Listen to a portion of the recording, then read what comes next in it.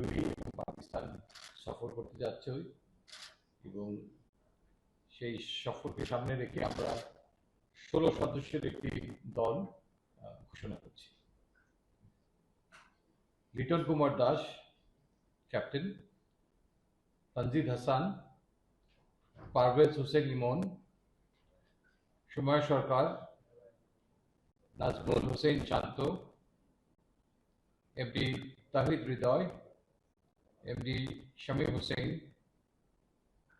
Zaker Ali Anik, MD Rishad Hossain, Sheikh Mahedi Hasan, MD Tanvir Islam, MD Mustafizur Rahman, Hasan Mahmud, Tanzim Hasan Sakib, Nahid Rana, and MD Shariful Islam.